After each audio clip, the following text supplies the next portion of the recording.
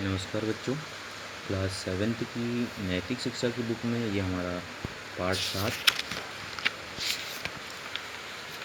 साहस और शौर्य चल रहा था। इसमें मैंने आपको विभिन्न जो महापुरुष थे, जो वीरांगनाएँ थी, उनके जो जीवन प्रसंग बताए थे। ठीक है, तो आज की इस वीडियो में जो हमारे अगले एक और महापुरुष हैं, उनके बारे में मैं आपको बताऊंगा। ठीक है, तो इनके बारे में पढ़ते हैं इस वीडियो में आज। वीर बालक पुत्र। ठीक है, एक समय दिल्ली का मुग़ल बादशाह अकबर बहुत बड़ी सेना लेकर चित्तौड़ जीतने आया। तो जो मुग़ल बादशाह थे उसमें दिल्ली में अकबर, वो जो है चित्तौड़ पर जो है विजय प्राप्त करने के लिए आक्रमण किया उसने। चित्तौड़ के राजा उदय सिंह यह देखकर डर के मारे चित्तौड़ छोड़कर दूसरी जगह भाग गए। तो चित्तौड़ के जो राजा उदय सिंह थे उस समय, तो चित्तौड़ उन्हें छोड़कर वो किसी अन्य जगह भाग गए और उनका सेनापति जयमल शहर की रक्षा करने लगा। तो उनका जो सेनापति था जयमल, वो जो है उस चित्तौड़ की रक्षा करने के लिए डटा रहा।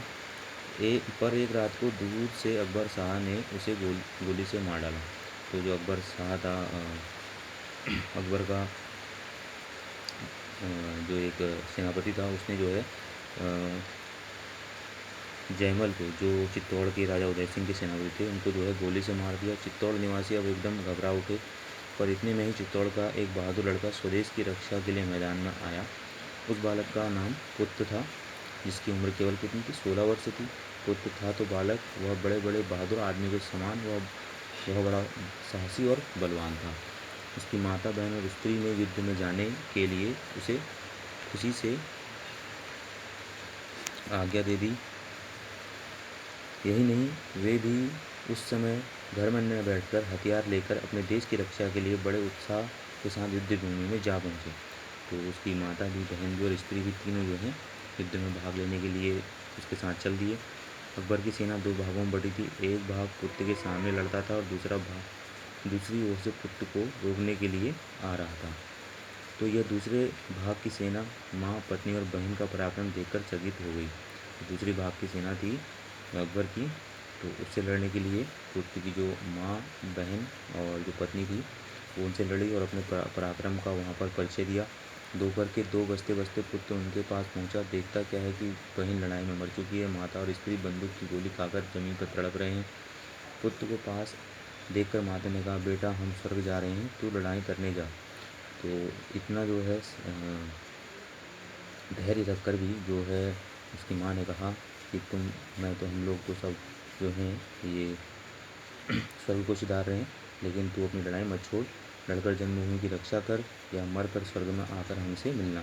इतना अगर पुत्र की माँ ने प्राण छोड़ दिए। पुत्र की पत्नी ने भी स्वामी की ओर धीर भाव से एकटक देखते हुए प्राण त्याग दिए। तो पत्नी और माँ ने जो है दोनों ने अब प्राण त्याग दिए पुत्र के। पुत्र अब विशेष उत्साह और वीरता से फिर शत्रु सेना का मुकाबला करने लगा।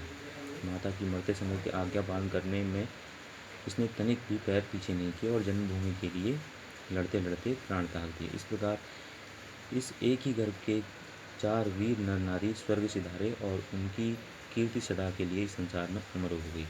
इस तरह से जो है एक अपना वीरता का परिचय दिया अपने परिवार के साथ, जो है उस वीर बालक पुत्र ने। ठीक है, तो अब एक महापुरुष हैं जिनका एक जीवन प्रसंग है। साहसी व कर्तव्य प्राण बालक से प्रभावित हुए चीफ जस्टिस। ठीक, तो सन 1885 पूना के न्यू इंग्लिश हाई स्कूल में समारोह था।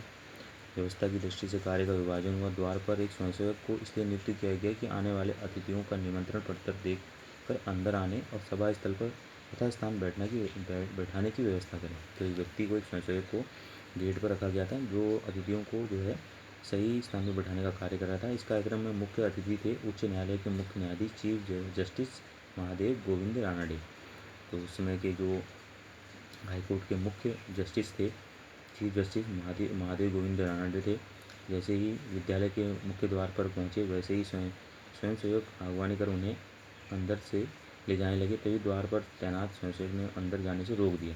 तो जो स्वयंसेवक द्वार पर लगा हुआ था उसने जो है उनको अंदर जाने से रोका। बड़ी विनम्रता से उसने पूछा, श्रीमान आपका निमंत्रण पत्र। बेटे मेरे पास तो कोई निमंत्रण पत्र नहीं, रानडे ने कहा। तो रानडे ने, जो चीफ जस्टिस ने कहा कि मेरे पास तो कोई निमंत्रण पत्र नहीं है। रानडे ने, तो क्षमा करें, तब आप अंदर प्रवेश नहीं कर सकेंगे। तो उस बालक ने कहा कि जो है तब को तो आपको अंदर प्रवेश ही नहीं करने दिया जाएगा। अन्य स्वयंसेवकों ने आपत्ति की, तो अन्य जो स्वयंसेवक थे उन्होंने कहा कि आप ऐसा नहीं कर सकते। द्वार पर रानडे को रोका देख स्वागत समिति के सदस्य दौड़ते हुए आए और उन्हें अंदर ले जाने लगे। तो जो अन्य लोग थे स्वागत समिति के, उन्होंने देखा कि जो स्वयंसेवक है उसको उनको जो है अंदर नहीं आने दे रहा है, तो वो खुद जो है वहाँ पर आकर जो है रानडे को अंदर ले जाने लगे। कर्तव्य परायण उस स्वयंसेवक ने कहा, स्वागत समिति के सदस्य ही यदि मेरे कार्य में अवरोध उपस्थित करेंगे तो मैं अपने दायित्व का निर्वाह कैसे कर पाऊँगा। तो बड़े ही निर्भीकता से उस बालक ने कहा कि यदि आप लोग ही जो है जो स्वागत समिति के सदस्य हैं मेरे कार्य को नहीं करने देंगे तो मैं अपना जो है दायित्व कैसे पूरा कर पाऊँगा। भेदभाव की नीति मुझे अच्छी नहीं लगती। यानी कि जो कोई बड़ा व्यक्ति आ रहा है और एक छोटा व्यक्ति आ रहा है तो उनसे भेदभाव की इस प्रकार की नीति जो है मुझे सही नहीं लगती। गया था वो बालक। रानडे यह बातें सुन रहे थे। वे उस बालक के साहस, दायित्वबोध और कर्तव्य निष्ठा से बहुत प्रभावित हुए। यह छात्र आगे चलकर गोपाल कृष्ण गोखले के नाम से प्रसिद्ध हुए, जो एक महान महापुरुष थे। ठीक है, तो गोपाल कृष्ण गोखले ही थे जिन्होंने जो है उस समय एक स्वयंसेवक के रूप में उनका रास्ता रोका था और अपने कर्तव्य और अपने दायित्व का जो है पालन करने के लिए प्रतिबद्ध थे। और जो है उनको भी अंदर जो है नहीं आने दिया था। ठीक है, तो इस तरह से जो है कुछ महान जो है महापुरुषों के जीवन प्रसंग से जो है हमको उनके साहस और शौर्य और पराक्रम की यहाँ पर शिक्षा मिलती है इस पाठ के द्वारा। ठीक, तो अब हम ये जो है चैप्टर हमने पढ़ लिया है। अब इससे अगली वीडियो में हम जो है इसके अभ्यास प्रश्न जो इस पाठ के उनको करेंगे। ठीक है।